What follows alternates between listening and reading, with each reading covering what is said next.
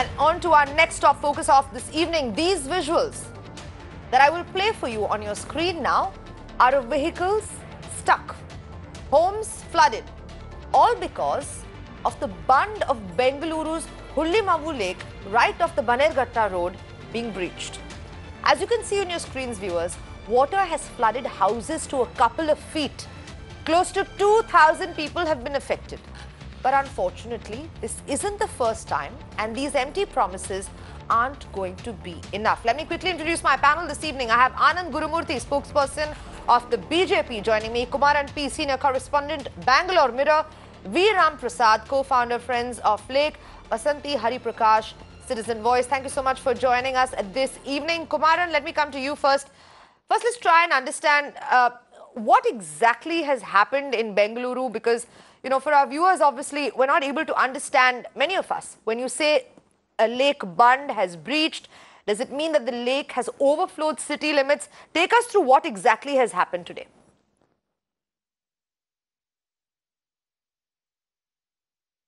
Okay, so what happened was on Sunday at around 10 o'clock, there was a lake developmental work that was given to a contractor, a private contractor, who was actually assigned by the local authority.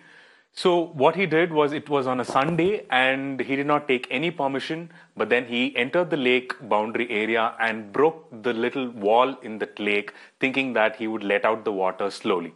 So what happened was, he did not understand that entire magnanimity of that 142-acre land of Hulimavu, that it had so much of water.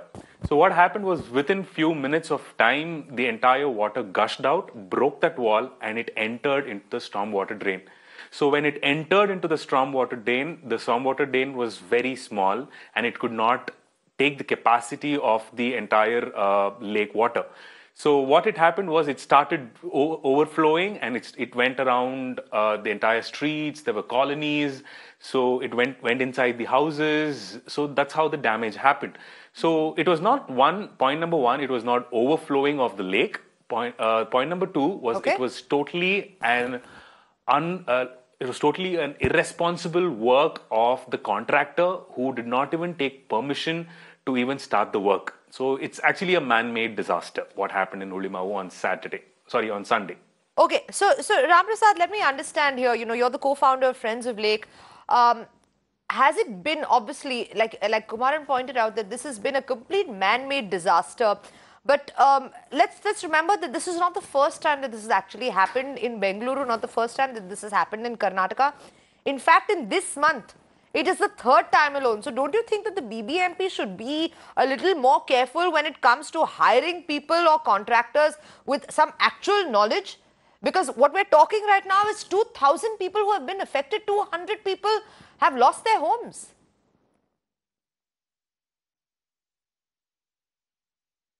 Okay, let me give you one perspective of the whole thing. Okay. That when you take a DPR of the present DPR, whichever you take, and I'm going to be a little bit technical on this matters, because it is technicality that has brought this to us to this state. And apart from this technicality, first of all, you should understand, breaching a lake bund is a criminal act.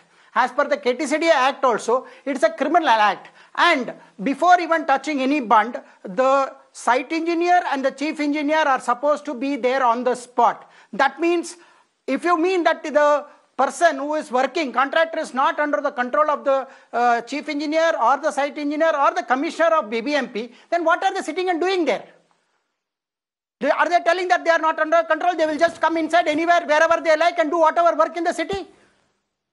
Or is this the way that the government is running? That means the government and the BBMP should not be there in the place at all. That is number one. Number two, whenever you take any of the DPRs, let that be any of the DPR, I challenge them. There is not more than 20 pages about hydrogeology or hydrospatial engineering over there. It is a farce, documents that are being prepared only to make money.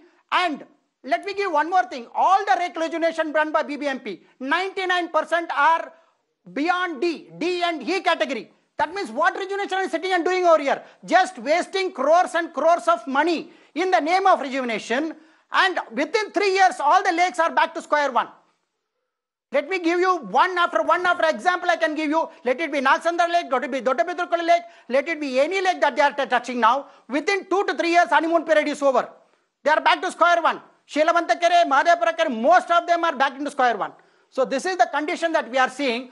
Most of the DPRs are not technically qualified to be called as a DPR, number one. And BBMP doesn't even go to KTCDA technical committee to get the DPR approvals. And in the technical committee, there is 3 civil engineers sitting over there. No hydrological engineer, no, even BWSSB doesn't have an hydrogeological engineer over there. So in this kind of a condition, what are you expecting? You will expect much more worse than this, because most of the bunds of these lakes are created by sludge, not by silt. And simple common sense tells that if you are building something by sludge, its strength is not going to be there, and obviously it will breach sometime or the other.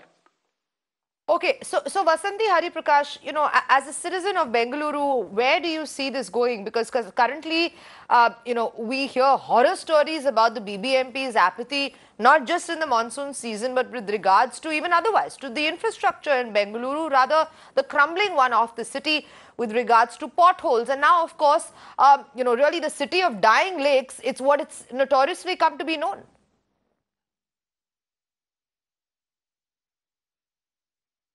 Well, we are sitting in a city where lake encroachment is legitimized to its full extent. The bus stand in this city, which is in Majestic, stands over the top of a Kempambudi lake. So does a golf association. So does a National Games complex. So does countless residential layouts. And what is the day in the life of a lake? Let us just understand. I mean, apart from idle immersion, mud dumping, sewage water from houses, untreated water, Rajakalwe water as was being mentioned right now from the stormwater drain that is being coming in. These are low-lying areas and 7 layouts across Hulimavu Lake, and you have to picture it between swaths of land, Banerghatta Road and Hosu Road. So this is a disaster that was just waiting to happen. And of course, a contractor comes on a Sunday morning. I simply, as a citizen, do not understand what was a tearing hurry to do this on a Sunday morning without any permissions, and how did BBMP not see this coming? It just beats me. And trust me, Sanjana, that this is one of the lakes we are talking about. From a stage in 1985 where you're talking about at least about 52 healthy lakes. We are not getting into the other hundreds of lakes that Bangalore was supposed to be home to. Today, we are reduced to less than 17. Encroachments are, of course, the norm of the day. But what does it tell you about the other lakes and the other layouts that are really on the periphery, and such disaster can happen just about anywhere? I just, somebody needs to really tell us, were these people the encroachers of this Hulimavu Lake? What are the original properties? Has this land been regularized under the Akrama Sakrama, much notorious scheme that the government had brought into place a few years back? So many questions, and at this point of time, all that we get to see the visuals of are those hapless people who have been left homeless, absolutely, and those cars that have been sunk, and the sudden shock that these citizens have had. But this is just a case study. What awaits other Bangalore citizens who are in the periphery of lakes? We just don't know. That's right. And, I think Anand Gurumurthy, spokesperson of the BJP, who's joining us now, needs to answer some tough questions, because this cannot go on, Mr. Gurumurthy. There are property worth crores that have been damaged. People have been stranded overnight from sudden floods towards the fag end of November in Bengaluru. And this is not the first time that this has actually happened. And there have been no rains. Well, there were rains, for the last 3 months, and all the lakes are full, but that's not an excuse. The thing is, all our leaders, including our MPs, then MLAs, and all our ministers have visited. In fact, our Bangalore South MP, Mr. Tejasvi Surya, went there, along with our Housing Board Minister, Mr. Somana, and Ashok, the in-charge minister, and others, and everybody has visited this place. And immediately we have arranged for the shelter and other facilities. Then rupees 10,000 compensation to people who have really are in dire need, who have lost a lot of their. Mr. Gurumurthy, with all due respect, I'm asking. No, the compensation I can understand, and it is only expected. Yeah. It is only expected. Yeah. But we are asking why this is happening again and again. See, I'll just finish it, okay? Then you can go ahead and you can ask your questions. I know. As a citizen, even I feel the same. Saying that why this happens in our country. But what we need to understand is that the lake in this case is a little bit at a higher level than the surrounding thing. So you asked about one of the activists asked about Akrama Sakrama scheme and other things. The Akrama Sakrama scheme does not apply here. So this is a different kind of a thing. This is a different kind of scenario. In the last 11 years, the way Bengaluru grew, in fact, in the last 19 years, the growth was spontaneous, and from 10 lakhs, we became a crore. So all this has, stressed out the system a lot. And there are a lot of people who need to answer, including the encroachers, the builders, so many people that need to answer. But unfortunately, the ruling government, the ruling party has to come and give a justification. So I'm not here to give a justification. No, not at all. Let me tell you very clearly that these things are happening because of certain, other things that happened in the past years. And now we are in a situation where... Like what other things? Let us know what the other things are. You always talked about it. The media has always talked about it. The encroachments that are happening, the builders who are encroaching.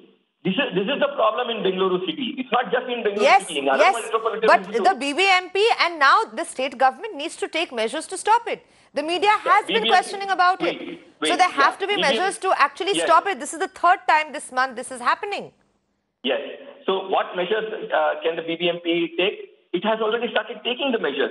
Like what? You've hired a contractor who is obviously ill-equipped, who's decided to go ahead and do this on a Sunday. No. Nobody has hired any contractor, who's irresponsible or anything, or even, what is being put in the media, put across in the media that it was being done as a government work.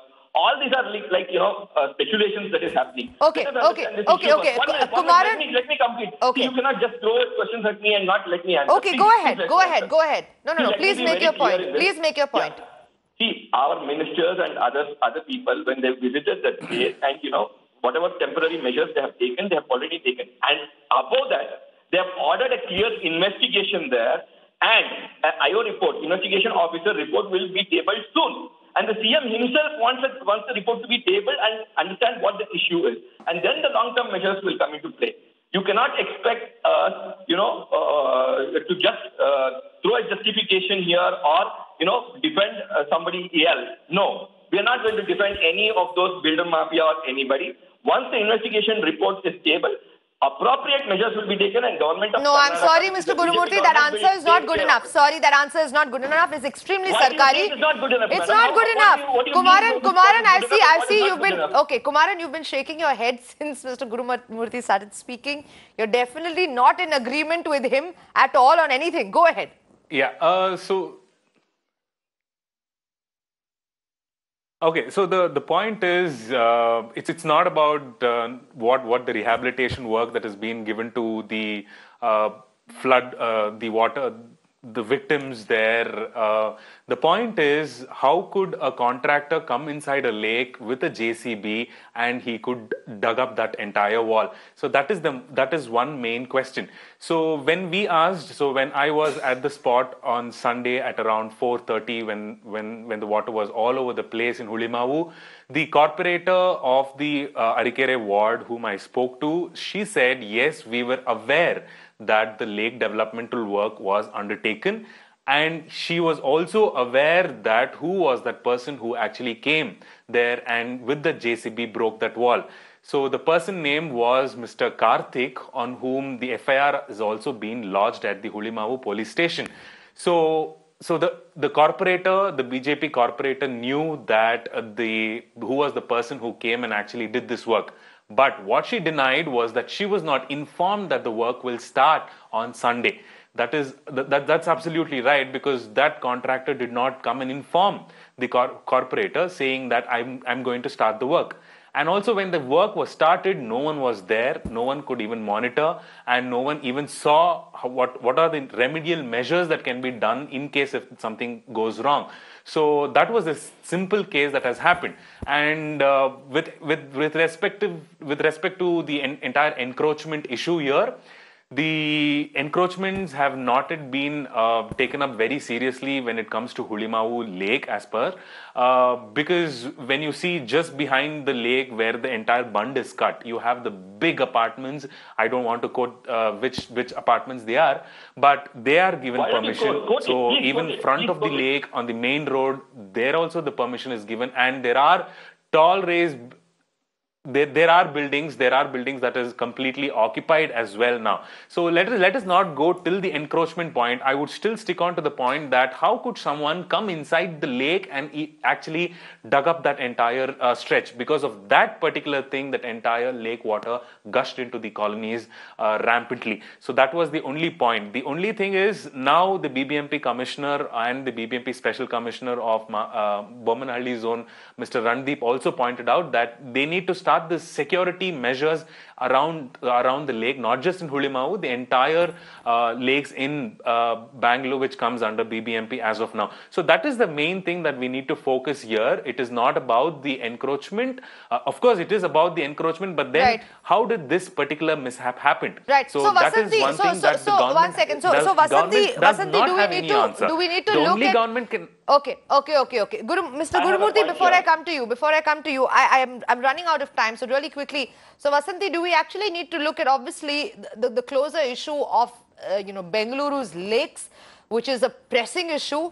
I don't want to say burning issue because that's extremely insensitive, but that is unfortunately what it's infamously come to be known. But also the issue of BBMP's apathy with regards to not just this issue, but a lot of issues that are concerning Bengaluru.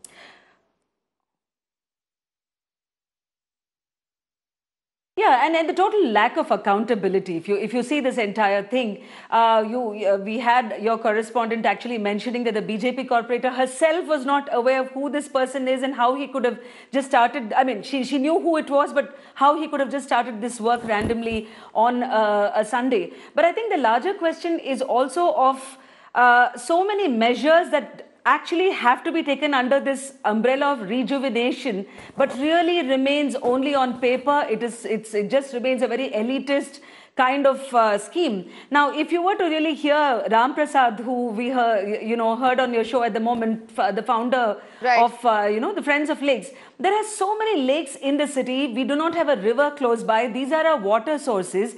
And BBMP, which had started a lake rejuvenation program in the same Hulimavu lake, leaves it undone somewhere in March this year. The citizens are those who put pressure on the BBMP and ask them to at least close their exit. And on one side of the lake, you have, of course, these layouts, and there are 7 layouts, and these are all low-lying areas. My fear also, Sanjana, is that most of them are low-income groups, and how they are really going to rebuild. At the moment, we are just Vasanthi, grateful that there has been no casualties. Absolutely, absolutely. Okay, I'm very sorry. I'm very sorry to all my panelists. No, I'm very sorry to all my panelists, but we've completely run out of time. But this is an extremely pressing issue that we all need to look at, not just from the scope, of course, of Bengaluru's dying lakes and the encroachment, but more importantly about the kind of apathy and negligence that exists within the BBMP and whether that also needs to be re-looked at. Thank you so much to my panel for joining me this evening.